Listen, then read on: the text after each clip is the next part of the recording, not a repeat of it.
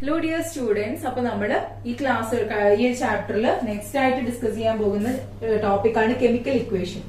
Okay, അപ്പൊ നിങ്ങൾ മാത്സിലൊക്കെ ഒരുപാട് കേട്ടിട്ടുണ്ടാവും ഇക്വേഷൻസ്, പക്ഷെ കെമിസ്ട്രിയിൽ എന്ത് ഇക്വേഷൻ ആണെന്നുള്ളത് ഒരു ഡൗട്ട് വന്നിട്ടുണ്ടാവും അല്ലെ. അപ്പോ നമ്മുടെ കെമിസ്ട്രിയിലും കെമിക്കൽ റിയാക്ഷൻ നടക്കുമ്പോഴൊക്കെ ഒരുപാട് ഇക്വേഷൻസ് നമുക്ക് ഫോം ചെയ്യാനുണ്ട്.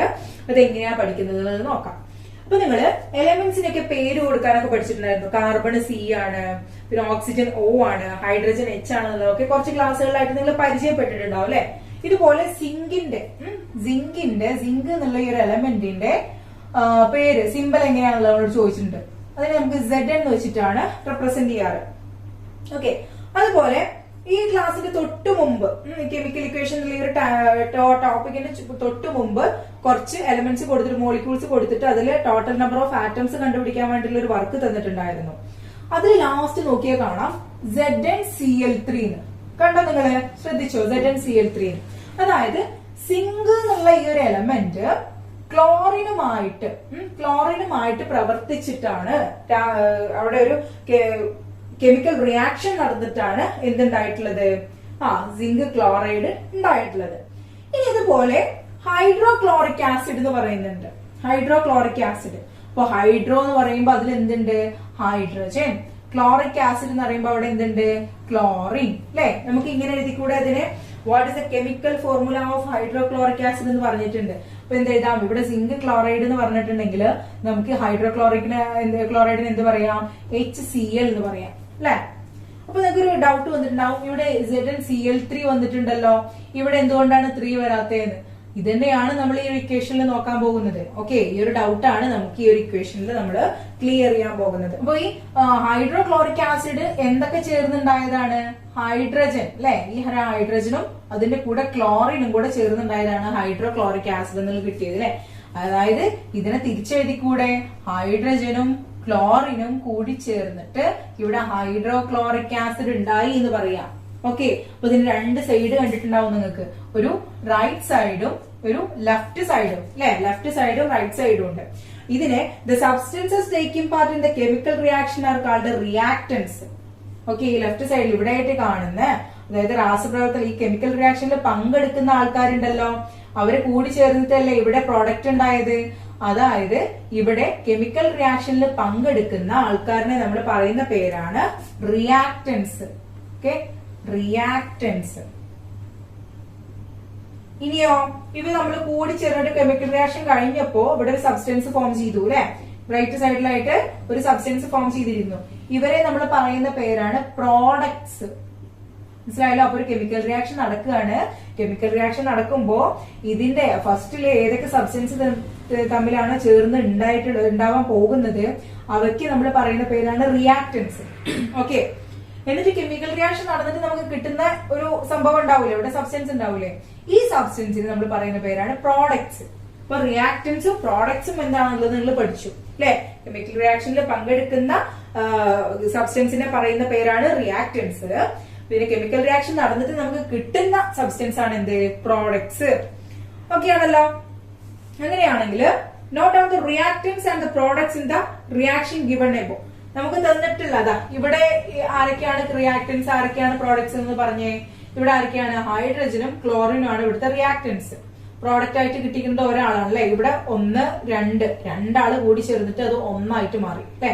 അപ്പൊ ഇവിടെ രണ്ട് റിയാക്ടൻസിന് ഒരു പ്രോഡക്റ്റ് ആയിട്ട് ഹൈഡ്രോക്ലോറിക് ആസിഡ് HCl കിട്ടി. ഓക്കെ ആണല്ലോ. The chemical reaction can be represented as an equation containing the symbols and chemical formula of reactants and the products. ഒരു കെമിക്കൽ റിയാക്ഷനെ നമുക്ക് ഇക്വേഷൻ ആയിട്ട് റെപ്രസെന്റ് ചെയ്യാൻ കഴിയും. ഇതൊരു കെമിക്കൽ റിയാക്ഷൻ ആണ്. ഓക്കെ, ഇതെന്ന് പറയുന്നത് എന്താണ്? ഒരു കെമിക്കൽ റിയാക്ഷൻ ആണ്. ഈ കെമിക്കൽ റിയാക്ഷനെ നമുക്ക് റിയാക്ടൻസിന്റെയും പ്രോഡക്ട്സിന്റെയും സിംബൽസും ഫോർമുലയൊക്കെ ഉപയോഗിച്ചിട്ട് എന്ത് ചെയ്യാൻ കഴിയും? ഇക്വേഷൻ ആക്കി എഴുതാൻ കഴിയും. അതിനെയാണ് നമ്മൾ കെമിക്കൽ ഇക്വേഷൻ എന്ന് പറയുന്നത്. അപ്പൊ എന്താണ് chemical equation? The chemical reaction can be represent as equation containing the symbols and chemical formula of reactants and the products. ഇതിനെയാണ് നമ്മൾ കെമിക്കൽ റിയാക്ഷൻ എന്ന് പറയുന്നത്, കെമിക്കൽ ഇക്വേഷൻ എന്ന് പറയുന്നത്. അങ്ങനെയാണെങ്കിൽ above reaction B represented as, അങ്ങനെയാണെങ്കിൽ നമുക്ക് മുകളിലുള്ള ഈ സിങ്കും ഹൈഡ്രോക്ലോറിക് ആസിഡും തമ്മിൽ കൂടി ചേർന്നിട്ടുണ്ടാകുന്ന ഇക്വേഷൻ എങ്ങനെയാണെന്നുള്ളത് നോക്കാം. ഓക്കെ, അപ്പൊ നമ്മൾ ആരൊക്കെയാണ് എടുത്തിരിക്കുന്നത്? ഇവിടെ കിട്ടിയിട്ടുള്ള ഈ ഒരു ഹൈഡ്രോക്ലോറിക് ആസിഡിനെയും അതുപോലെ തന്നെ സിങ്കിനെയാണ് എടുത്തിട്ടുള്ളത്. ഓക്കെ, ഇവർ രണ്ടും തമ്മിൽ കൂടിച്ചേർന്നിട്ട് എന്തുണ്ടാവുന്നത് നോക്കാം. സിങ്ക് പ്ലസ് ഹൈഡ്രോക്ലോറിക് ആസിഡ് ആണല്ലോ. അത് നമുക്ക് കിട്ടുന്നത് എന്താണെന്ന് ടെക്സ്റ്റിൽ കൊടുത്തിട്ടുണ്ട്. ZnCl2 plus hydrogen. Okay, zinc ക്ലോറൈഡും ഹൈഡ്രജനും ആണ് നമുക്ക് കിട്ടിയത്. മനസ്സിലായല്ലോ? സിങ്കും ഹൈഡ്രോക്ലോറിക് ആസിഡും തമ്മിൽ ചേർന്ന് റിയാക്ഷൻ, കെമിക്കൽ റിയാക്ഷൻ നടന്നപ്പോൾ നമുക്ക് കിട്ടിയിട്ടുള്ള രണ്ടാൾക്കാരാണ് ആർക്ക്? സിങ്ക് ക്ലോറൈഡും ഹൈഡ്രജനും. ഇവിടെ see how the number of atoms on both sides of atom has been tabulated. ഇവിടെ നമുക്ക് താഴെ ഒരു ടാബിൾ കൊടുത്തിട്ടുണ്ട്. ടാബിൾ 5.10. അതൊന്ന് ശ്രദ്ധിക്കൂ. ഓക്കെ, അപ്പൊ ഈ ടാബിൾ 5.2 ആണ് 5.10 ആണ് കൊടുത്തിരിക്കുന്നത്. ഇവിടെ ആറ്റംസ് ഏതൊക്കെയാന്ന് ചോദിച്ചിട്ടുണ്ട്. ഏതൊക്കെ ആറ്റംസ് അവിടെ ഉള്ളത്? സിങ്ക് ഉണ്ട് അല്ലെ, പിന്നെയോ ഹൈഡ്രജൻ ഉണ്ട്, പിന്നെയോ ക്ലോറിൻ അല്ലെ. ഈ 3 ആറ്റങ്ങളെ നമ്മൾ കണ്ടിട്ടുണ്ട് അല്ലെ. ഇവിടെ സിങ്ക് ഉണ്ട്, ഹൈഡ്രജൻ ഉണ്ട്, ക്ലോറിൻ. ഇവര് 3 പേരുമാണ് എന്തിൽ പങ്കെടുത്തിട്ടുള്ളത്? കെമിക്കൽ റിയാക്ഷനിൽ പങ്കെടുത്തിട്ടുള്ളത്. ഇനി ഇവിടെ റിയാക്ടൻസിന്റെ എണ്ണ എത്രയാണെന്ന് ചോദിച്ചിട്ടുണ്ട്. സിങ്ക് എത്ര റിയാക്ടൻസ് ഉണ്ട്? റിയാക്ടൻസ് ഏത് സൈഡിലാ? ഇവിടെയാണ് അല്ലെ, ഇവിടെയാണ് പ്രോഡക്ട്സ്. ഓക്കെ, അപ്പൊ റിയാക്ടൻസിന്റെ കേസിൽ ഈ ഒരു ഭാഗം നോക്കുമ്പോ ഇവിടെ എത്ര സിങ്ക് ഉണ്ട് നോക്കൂ. എത്ര സിങ്ക് ആണ്? ഒരു സിങ്ക് അല്ലെ. പ്രോഡക്റ്റിന്റെ ഭാഗത്ത് എത്ര സിങ്ക് ഉണ്ട്? ഒരു സിങ്ക്. ഇനി ഹൈഡ്രജൻ, റിയാക്ടന്റിന്റെ സൈഡിൽ എത്ര ഹൈഡ്രജൻ ഉണ്ട് നോക്കൂ. ഒരു ഹൈഡ്രജൻ. പ്രോഡക്റ്റിന്റെ സൈഡിലോ 2 ഹൈഡ്രജൻ അല്ലെ. H2 എന്ന് എഴുതിയിട്ടുണ്ട്, അതായത് 2 ഹൈഡ്രജൻ. ഇനി ക്ലോറിൻ നോക്കാം. ക്ലോറിൻ റിയാക്ടന്റിന്റെ സൈഡിൽ ഒരു ക്ലോറിൻ ആണുള്ളത്, പ്രോഡക്റ്റിന്റെ സൈഡിലോ 2 ക്ലോറിൻ. ഓക്കെ, കണ്ടല്ലോ. ഇവിടെ the number of atoms on both sides of arrow is equal. അതായത് നമ്മൾ ഇവിടെ ആരോ വെച്ചിട്ട് റെപ്രസെന്റ് ചെയ്തിട്ടുണ്ട് അല്ലെ. റിയാക്ടൻസിന്റെ പ്രോഡക്ട്സിന്റെ ഇടയിൽ ഒരു ആരോ ഉണ്ട്. ഈ ആരോന്റെ 2 സൈഡിലുള്ള ആറ്റംസ് ഈക്വൽ ആണോ? ഇവിടെ ഒരു സിങ്ക്, ഇവിടെ ഒരു സിങ്ക്, ഇവിടെ ഒരു ക്ലോറിൻ, ഇവിടെ 2 ക്ലോറിൻ, ഇവിടെ ഒരു ഹൈഡ്രജൻ, ഇവിടെ 2 ഹൈഡ്രജൻ. 2 ഭാഗത്തും എന്താണ്? വ്യത്യാസമായിട്ടിരിക്കുന്നത് അല്ലെ. കെമിക്കൽ റിയാക്ഷൻ നടക്കുമ്പോൾ ഒരു കാര്യം നിർബന്ധമാണ്. അതിന്റെ റിയാക്ടൻസിന്റെ സൈഡിലും പ്രോഡക്റ്റിന്റെ സൈഡിലും ആറ്റംസ് ഈക്വൽ ആയിരിക്കണം. അതായത് നിങ്ങൾ ഇവിടെ ഒരു സിങ്കിനെ എടുത്തിട്ടുണ്ടെങ്കിൽ പ്രോഡക്റ്റിന്റെ സൈഡിൽ അവിടെ ഒരു സിങ്കേ ഉണ്ടാവാൻ പാടുള്ളൂ. ഇവിടെ 2 സിങ്കിനെ എടുത്തിട്ടുണ്ടെങ്കിൽ പ്രോഡക്റ്റിന്റെ സൈഡിൽ അത് 2 സിങ്കിനെ ആയിട്ട് മാറണം. കെമിക്കൽ റിയാക്ഷന്റെ കേസിലും ഇവിടെ എത്ര റിയാക്ടൻസ് പങ്കെടുക്കുന്നുണ്ടോ അവരെ നമുക്ക് ഈ പ്രോഡക്റ്റിൽ കിട്ടിയിരിക്കണം. പക്ഷെ ഇവിടെ നോക്കൂ, ഹൈഡ്രജൻ ഒന്നാണുള്ളത്, ഇവിടെ 2 ഹൈഡ്രജൻ ഉണ്ട്. ക്ലോറിൻ ഒന്നാണുള്ളത്, ഇവിടെ 2 ക്ലോറിൻ കൊടുത്തിട്ടുണ്ട്. അത് ശരിയാവില്ല അല്ലെ. അപ്പൊ നമുക്ക് എന്ത് ചെയ്യണം? അതിനെ ബാലൻസ് ചെയ്യണം അല്ലെ. അതിനെന്ത് ചെയ്യണം? അതിനെ നമുക്ക് കറക്റ്റ് ചെയ്യണം അല്ലെ. റിയാക്ടൻസിലുള്ള എത്ര ആളുണ്ടോ, റിയാക്ടൻസിലെ എണ്ണ എത്ര ആണോ അത്ര തന്നെ പ്രോഡക്റ്റിലും കൊടുക്കണം. അങ്ങനെയാണെങ്കിൽ നമുക്ക് ഇതിനെങ്ങനെ മാറ്റി എഴുതാം നോക്കൂ. ഇവിടെ ഒരു സിങ്ക് എന്നാ പറഞ്ഞിരിക്കുന്നത് അല്ലെ. ഇവിടെ ആണെങ്കിലോ ഇവിടെ ഒരു സിങ്ക്. അപ്പൊ എന്താണ്? അതിലൊന്നും മാറ്റമൊന്നും വരുത്തണ്ട. കാരണം ഇവിടെയുള്ള സിങ്ക് തന്നെ ഇവിടെ നമുക്ക് ഇവിടെയും കിട്ടിയിട്ടുണ്ട്. റിയാക്ടന്റെ സൈഡിൽ, പ്രോഡക്റ്റിന്റെ സൈഡിലും കിട്ടിയിട്ടുണ്ട്. ഓക്കെ, ഇത് പ്രോഡക്റ്റ് സൈഡാണ്, ഇത് റിയാക്ടന്റ് സൈഡാണ്. അപ്പൊ സിങ്കിന്റെ കാര്യം ഓക്കെയാണ്. ഇനി ഹൈഡ്രജന്റെ കാര്യം നോക്കൂ. ഇവിടെ ഒന്നാണുള്ളത്, ഇവിടെ 2 ഉണ്ട്. അത് ശരിയാവില്ല. അപ്പൊ നമുക്ക് എന്ത് ചെയ്യണം? ഇവിടെ 2 ആക്കണം അല്ലെ. അപ്പൊ സിങ്കിനെ നമ്മൾ അതുപോലെ എഴുതി. പക്ഷെ ഹൈഡ്രജനെ നമ്മൾ എന്താ ചെയ്യാൻ പോകുന്നത്? 2 എന്ന് എടുത്തു, 2H എന്ന് കൊടുത്തു. ഓക്കെ, അപ്പൊ എന്തായി? ഇവിടെയും 2H ആയി. ക്ലോറിൻ എവിടെ എത്രയാണുള്ളത്? ഒന്നാണുള്ളത്, ഇവിടെ ക്ലോറിൻ 2 ആണുള്ളത്. 2 ആക്കണ്ടേ? അപ്പൊ എന്ത് ചെയ്തു? ഈ Hന്റെ കൂടെ Cl കൊടുത്തതാ. 2 × H 2 × Cl അല്ലെ. 2 2 മാറി. അപ്പോ ഇവിടെ ഇപ്പൊ ഓക്കെ ആയി അല്ലെ. ഇനി നമുക്കൊന്ന് ചെക്ക് ചെയ്ത് നോക്കാം. ഇവിടെ ഒരു സിങ്ക്, ഇവിടെ ഒരു സിങ്ക്, ഇവിടെ 2 ഹൈഡ്രജൻ, ഇവിടെ 2 ഹൈഡ്രജൻ, ഇവിടെ 2 ക്ലോറിന്, ഇവിടെ 2 ക്ലോറിൻ. ശരിയായല്ലോ, ഓക്കെ ആയല്ലോ. ഇനി ആ ടാബിൾ ഒന്നും കൂടെ നമുക്ക് ചെയ്ത് നോക്കാം. ആ ടാബിൾ ചെയ്തത് നോക്കൂ. ടാബിൾ 5.11 കൊടുത്തിട്ടുണ്ട്. അത് ജസ്റ്റ് ചെക്ക് ചെയ്ത് നോക്കൂ. ഇപ്പൊ ശരിയായില്ലേ. സിങ്ക് എത്രണ്ണായി? റിയാക്ടന്റ് സൈഡിൽ 1, പ്രോഡക്റ്റിന്റെ സൈഡിൽ 1. ഹൈഡ്രജൻ റിയാക്ടന്റ് സൈഡിൽ 2 പ്രോഡക്റ്റിന്റെ സൈഡിൽ 2. പിന്നെ അതുപോലെ ക്ലോറിൻ റിയാക്ടന്റ് സൈഡിൽ 2, പ്രോഡക്റ്റിന്റെ സൈഡിൽ 2.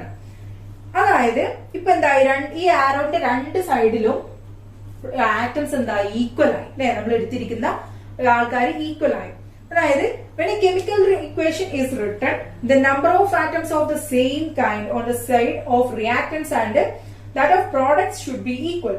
This type of chemical equation is called balanced chemical equation. എന്താ പറയണത്? ഒന്നുമില്ല, നമ്മള് ഒരു കെമിക്കൽ ഇക്വേഷൻ എഴുതുന്ന സമയത്ത് ഒരു പ്രോഡക്റ്റിന്റെ സൈഡിലുള്ള ആറ്റംസും റിയാക്ടന്റിന്റെ സൈഡിലുള്ള സെയിം ടൈപ്പ് ഓഫ് ആറ്റംസും തമ്മിൽ ഈക്വൽ ആയിരിക്കണം. അതായത് എങ്ങനെ? നമ്മള് ത്രാസ് കണ്ടിട്ടുണ്ടോ നിങ്ങള്? ബാലൻസ് ചെയ്യുന്ന ത്രാസില് ഈ ഭാഗത്തും ഈ ഭാഗത്തും ഒരേ അളവിലുള്ള ഒരേ ക്വാണ്ടിറ്റി സാധനങ്ങൾ ഉണ്ടാകുമ്പോഴല്ലേ അത് ഇങ്ങനെ നിൽക്കുക. ഈ ഒരു ഭാഗത്തുള്ളത് കൂടുതൽ ക്വാണ്ടിറ്റി ഉണ്ടെങ്കിൽ അത് ഇങ്ങനെ അല്ലെ പൊന്തിയിട്ട് ഇങ്ങനെയാ നിൽക്കുക. അപ്പോ ഇതിനെ ബാലൻസ് ചെയ്യണമെങ്കിൽ രണ്ട് സൈഡിലും എന്തായിരിക്കണം? ഈക്വൽ ക്വാണ്ടിറ്റിയിൽ ഒബ്ജക്ട്സ് ഉണ്ടായിരിക്കണം അല്ലെ, ഈക്വൽ ക്വാണ്ടിറ്റിയിലുള്ള സബ്സ്റ്റൻസ് ഉണ്ടായിരിക്കണം. അതുപോലെ നമ്മൾ എന്ത് ചെയ്തു? ഈ കെമിക്കൽ ഇക്വേഷനെ ഈക്വൽ സൈഡിൽ രണ്ട് സൈഡിലും ഈക്വൽ ആക്കി കൊടുത്തപ്പോ അത് എന്തായി? ബാലൻസ്ഡ് കെമിക്കൽ ഇക്വേഷൻ ആയി. ഇതിനെയാണ് നമ്മള് ബാലൻസ്ഡ് കെമിക്കൽ ഇക്വേഷൻ എന്ന് പറയുന്നത്. Balanced equation. പിന്നെ ബാലൻസ് ചെയ്യാൻ പറഞ്ഞു കഴിഞ്ഞാല് എന്ത് ചെയ്യണം? നിങ്ങൾ ചെയ്യണം കേട്ടോ. എക്സാമിലൊക്കെ equation balance, chemical equation balance ചെയ്യാൻ വേണ്ടി പറയാറുണ്ട്. അങ്ങനെയാണെങ്കിൽ താഴെ കുറച്ച് കാര്യങ്ങൾ കൊടുക്കുക. കുറച്ച് കെമിക്കൽ ഇക്വേഷൻസ് തന്നിട്ടുണ്ട്. അതിന്റെ റിയാക്ടൻസും പ്രോഡക്ട്സിന്റെയും എണ്ണങ്ങള് കൊടുക്കാനാണ്, നമ്മളുടെ എഴുതാനാണ് പറഞ്ഞിട്ടുള്ളത്. അതൊന്ന് നോക്കാം നമുക്ക്. നോക്കൂ, ഫസ്റ്റ്ലി നമുക്ക് എന്ത് ചെയ്യാം? ഒന്നാമത് കാർബണും ഓക്സിജനും ചേർന്നിട്ട് കാർബൺ ഡൈ ഓക്സൈഡ് ഉണ്ടായി അല്ലെ. അപ്പൊ അവിടുത്തെ റിയാക്ടൻസിൽ എത്ര ഉണ്ട് നോക്കൂ? ഒരു കാർബണും പിന്നെയോ 2 ഓക്സിജൻ അല്ലെ. എത്ര പ്രോഡക്റ്റ് ഉണ്ട് നോക്കൂ?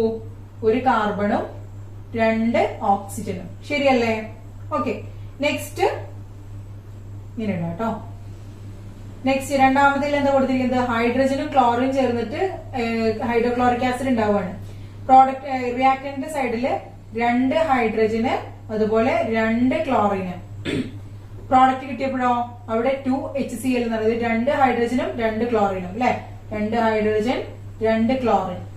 നെക്സ്റ്റ് നോക്കൂ, 2 ഹൈഡ്രജനും ഓക്സിജനും ചേർന്നിട്ട് H2 ഉണ്ടായിട്ടുണ്ട് അല്ലെ, വാട്ടർ. അതായത് മൂന്നാമത്തേല് 2 into 2 അല്ലെ, 4 ഹൈഡ്രജൻ ഉണ്ട് ഇവിടെ. 2 ഹൈഡ്രജൻ ആണോ? 4 ഹൈഡ്രജൻ അല്ലെ, കാരണം ഇവിടെ 2 ഉണ്ട്. അതായത് 2 into 2 4 ഹൈഡ്രജൻ. അങ്ങനെയാണെങ്കിൽ പ്രോഡക്റ്റിൽ എത്ര ഹൈഡ്രജൻ ഉണ്ടായിരിക്കണം? 4 ഹൈഡ്രജൻ. ഉണ്ടോ നോക്കാം അല്ലെ. ഇവിടെ 4 ഹൈഡ്രജൻ ഉണ്ട്. ഓക്സിജൻ നോക്കൂ, ഇവിടെ 2 എണ്ണാണ്, 2 ഓക്സിജൻ. പ്രോഡക്റ്റിന്റെ സൈഡിൽ 2 ഓക്സിജൻ ഉണ്ടോ? ഉണ്ട് അല്ലെ. 2 into ഓക്സിജൻ, അപ്പോ 2 ഓക്സിജൻ ഉണ്ട്. അങ്ങനെയാണെങ്കിൽ ഇത് എന്ത് പറയാം? ഇതൊരു ബാലൻസ്ഡ് കെമിക്കൽ ഇക്വേഷൻ ആണ് അല്ലെ. ബാലൻസ്ഡ് ഇക്വേഷൻ ആണ്. അപ്പൊ നിങ്ങൾക്ക് എക്സാമിന് ഒരു ഇക്വേഷൻ തന്നിട്ട് അത് ബാലൻസ് ചെയ്തതാണോ എന്ന് ചെക്ക് ചെയ്യാൻ പറഞ്ഞു കഴിഞ്ഞാൽ നിങ്ങൾ എന്ത് ചെയ്താൽ മതി? ഇതുപോലെ നോക്കിയാൽ മതി. ഓക്കെ ആണല്ലോ? അത് ക്ലിയർ ആണല്ലോ? ഇനി നമുക്ക് ലാസ്റ്റ് ആയിട്ട് ടെക്സ്റ്റിൽ കുറച്ച് ഇക്വേഷൻസ് കൊടുത്തിട്ട് അതിനെ ബാലൻസ് ചെയ്യാൻ വേണ്ടി പറഞ്ഞിട്ടുണ്ട്. അപ്പൊ ശ്രദ്ധിച്ച് കേൾക്കുക കേട്ടോ. ഇതുവരെ മനസ്സിലായിട്ടില്ലെങ്കിൽ ഇതൊന്ന് ചെയ്തിട്ട് നമുക്ക് എന്ത് ചെയ്യാം നോക്കാം. MgO നമുക്ക് തന്നിട്ടുള്ളത് ഒന്നാമത്തത് മഗ്നീഷ്യവും ഓക്സിജൻ ചേർന്നിട്ട് മഗ്നീഷ്യം ഓക്സൈഡ് ആകുന്നു. ഇതിനെ ബാലൻസ് ചെയ്യാനാ പറഞ്ഞിട്ടുള്ളത്. ഇത് നോട്ട് ബാലൻസ്ഡ്, ബാലൻസ് ചെയ്യാത്ത ഇക്വേഷൻ ആണെന്ന് അവർ പറഞ്ഞിട്ടുണ്ട്. നമുക്കിത് ബാലൻസ് ചെയ്ത് കൊടുക്കണം. നമുക്ക് നോക്കാം. റിയാക്ടന്റ് സൈഡില് ഒരു മഗ്നീഷ്യം, പ്രോഡക്റ്റിന്റെ സൈഡില് ഒരു മഗ്നീഷ്യം. റിയാക്ടന്റ് സൈഡില് 2 ഓക്സിജന്, പ്രോഡക്റ്റിന്റെ സൈഡില് 1 ഓക്സിജനേ ഉള്ളൂ. എന്താ ചെയ്യാ? അപ്പോ നമ്മൾ എന്ത് ചെയ്യണം? നമുക്ക് ഇതിന്റെ 2 ഓക്സിജൻ ആക്കണമെങ്കിൽ ഇവിടെ 2 കൊടുത്തേ മതിയാവൂ അല്ലെ. ഒരു 2 കൊടുത്തു അല്ലെ. 2 കൊടുത്തപ്പോ എന്തായി? 2MgO എന്നായി. പക്ഷെ ഇപ്പോഴും പ്രശ്നം മാറിയിട്ടില്ല. 2 ഓക്സിജൻ ആയി, പക്ഷെ അതിന്റെ കൂടെ എന്തായി? മഗ്നീഷ്യം 2 എണ്ണം ആയി. പക്ഷെ നമ്മൾ റിയാക്ടന്റിന്റെ സൈഡിൽ ഒരു മഗ്നീഷ്യം കിടക്കുന്നുള്ളൂ. അപ്പൊ ഇയാളെ 2 എണ്ണം ആക്കേണ്ടത് നമ്മളപ്പോ എന്ത് ചെയ്യാം? ഇവിടെ ഒരു 2 കൊടുത്ത് ഇതിനെ കാര്യം സോൾവ് ആയില്ലേ. ഇപ്പൊ 2 ഭാഗത്ത് എന്തായി? ക്ലിയർ ആയില്ലേ? കാരണം ഇവിടെയും 2Mg, ഇവിടെയും 2Mg, ഇവിടെ 2 ഓക്സിജൻ, ഇവിടെ 2 ഓക്സിജൻ അല്ലെ. 2 into O അല്ലെ. ഇപ്പൊ 2 ഓക്സിജൻ ഇവിടെയായി. ഇനി നെക്സ്റ്റ് തന്നിട്ടുള്ളത് ഏതാണ്?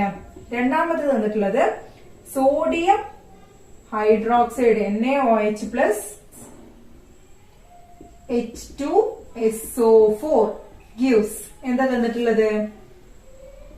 Na2SO4 plus H2O ഇങ്ങനെ കൊടുത്തിട്ടുണ്ടല്ലോ.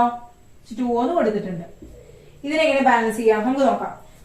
സോഡിയം പ്രോഡക്റ്റ് റിയാക്ടന്റ് സൈഡിൽ ഒരു സോഡിയം, ഇവിടെ 2 സോഡിയം, ഇവിടെ 2 സോഡിയം അല്ലെ.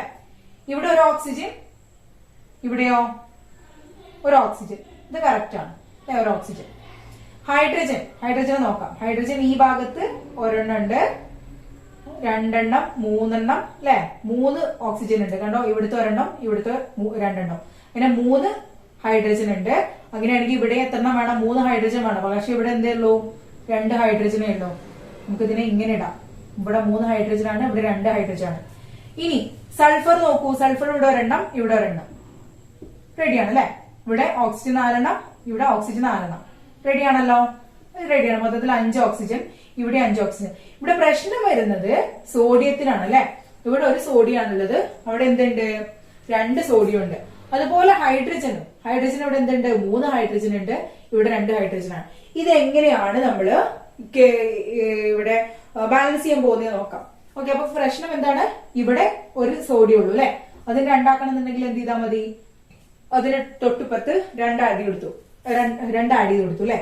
അപ്പൊ എന്തായി? 2NaOH എന്നായി. അതായത് 2NaOH Na2. ഇനി OH എന്ന് പറയുമ്പോൾ ഇവിടെ 2 ഓക്സിജൻ വന്നു അല്ലെ? 2 ഓക്സിജൻ വന്നു. ഇവിടെ ആണെങ്കിലോ ഓരോ ഓക്സിജനെ കൊടുത്തിട്ടുള്ളൂ. അപ്പൊ അതിനെ 2 എണ്ണം ആക്കണ്ടേ? എന്ത് ചെയ്താൽ മതി?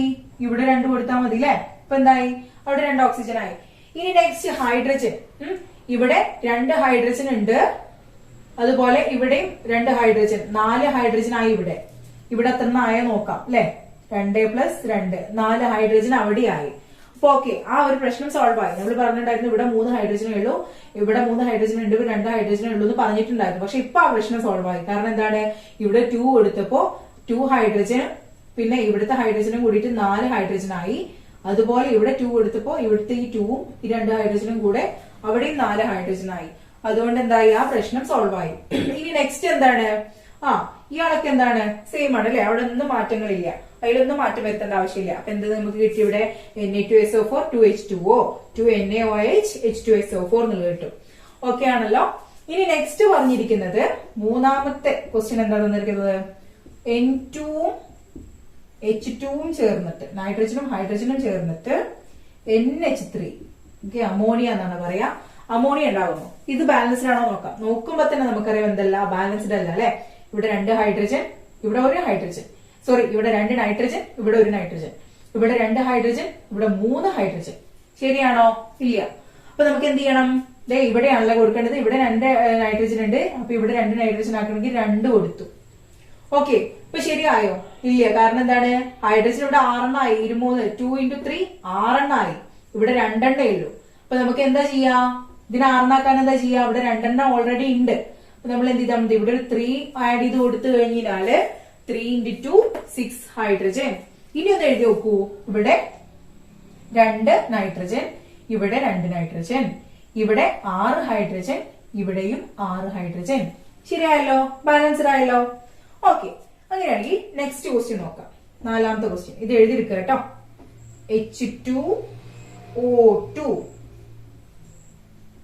H2O plus water plus oxygen. H2ഉം O2ഉം ചേർന്നിട്ട് വാട്ടറും ഓക്സിജനും ഉണ്ടാകുന്നു. ഇതൊന്ന് ബാലൻസ് ചെയ്യാം. ഇവിടെ 2 ഹൈഡ്രജന്, ഇവിടെ 2 ഹൈഡ്രജൻ, ഇവിടെ 2 ഓക്സിജൻ, ഇവിടെ 3 ഓക്സിജൻ അല്ലെ? 1 + 2 3 ഓക്സിജൻ. അപ്പൊ ഓക്സിജന്റെ കേസിൽ ഇവിടെ പ്രശ്നത്തിലാണ് കിടക്കുന്നത്. നമുക്ക് എന്ത് ചെയ്യാം? ബാലൻസ് ചെയ്ത് കൊടുക്കാം അല്ലെ? എന്ത് ചെയ്യാം? ഇവിടെ 3 ഓക്സിജൻ ആണുള്ളത്. അപ്പൊ നമ്മൾ എന്ത് ചെയ്തു? അതിനെ റെഡിയാക്കാൻ വേണ്ടി ഇവിടെ പ്രശ്നത്തിൽ കിടക്കുന്നത് ഏത് ഭാഗമാണ്? H2Oയിൽ ഇവിടെ ആകെ ഒരു ഓക്സിജനേ ഉള്ളൂ അല്ലെ? ഇവിടെ 2 ഓക്സിജൻ ഉണ്ട്, പക്ഷെ ഇവിടെ ആകെ ഒരു ഓക്സിജനേ ഉള്ളൂ. ഇവിടെ ആണെങ്കിലോ 2 ഓക്സിജൻ. ഇവിടെ അതായത് റിയാക്ടറിന്റെ സൈഡിൽ 3 ഓക്സിജനും പ്രോഡക്റ്റിന്റെ സൈഡിൽ 2 ഓക്സിജനായിട്ട് കിടക്കുന്നത്. അതായത് പ്രോഡക്റ്റിന്റെ സൈഡിലെ ഓക്സിജനെ നമുക്ക് കൂട്ടി കൊടുക്കണം. അപ്പൊ എന്ത് ചെയ്യാം? 1 ഇട്ട് കൊടുക്കാൻ കഴിയില്ല. അപ്പൊ 2 ഇട്ട് കൊടുത്തു കഴിഞ്ഞാൽ ഇവിടെ എന്തായി? 2 × 2 4 ഓക്സിജൻ ആയിപ്പോ ഇവിടെ. പക്ഷെ ഇവിടെയോ? ഇവിടെ 3 ഓക്സിജൻ ആയിട്ടുള്ളൂ. അപ്പൊ നമ്മൾ ഇവിടെ ഒരു 2 ഇട്ട് കൊടുത്തു. അപ്പൊ എന്തായി? ഓക്സിജന്റെ കേസിൽ തീരുമാനമായി അല്ലെ? ശരിയായി. 2 + 2 4 ഓക്സിജൻ, ഇവിടെയും 4 ഓക്സിജൻ അല്ലെ? 4 ഓക്സിജൻ, ഇവിടെയും 4 ഓക്സിജൻ. ഇനി ഹൈഡ്രജൻ കറക്റ്റ് ആയിട്ടുണ്ടോ നോക്കാം. 2 × 2 എത്രയാണ്? 4 ഹൈഡ്രജൻ ഇവിടെ ഉണ്ട്. ഇവിടെയോ? 2 × 2 4 ഹൈഡ്രജൻ. ശരിയായല്ലോ അല്ലെ? അപ്പൊ അത് ബാലൻസ്ഡ് ആയി. ഓക്കെ ആണല്ലോ? അപ്പൊ അതിൽ ഡൗട്ട് ഒന്നും ഇല്ലല്ലോ. ഇവിടെ മാറ്റം വരുത്താത്തത് നമ്മൾ ഈ ഒരു ഭാഗത്തിന് മാത്രമേ ഉള്ളൂ. ബാക്കിയൊക്കെ എന്താണ്? മാറ്റം വന്നിട്ടുണ്ട്. അപ്പൊ ശ്രദ്ധിക്കുക. അപ്പൊ ഇക്വേഷൻ ബാലൻസ് ചെയ്യാൻ വേണ്ടിയിട്ട് മനസ്സിലായിട്ടുണ്ടാവും എന്ന് വിചാരിക്കുന്നു. ഇനി കൂടുതൽ ഇങ്ങനെ ക്വസ്റ്റ്യൻസ് പ്രാക്ടീസ് ചെയ്തിട്ട് പഠിക്കുക. Okay, so thank you for watching. എന്തെങ്കിലും ഡൗട്ട് ഉണ്ടെങ്കിൽ ചോദിച്ച് ക്ലിയർ ചെയ്യാം.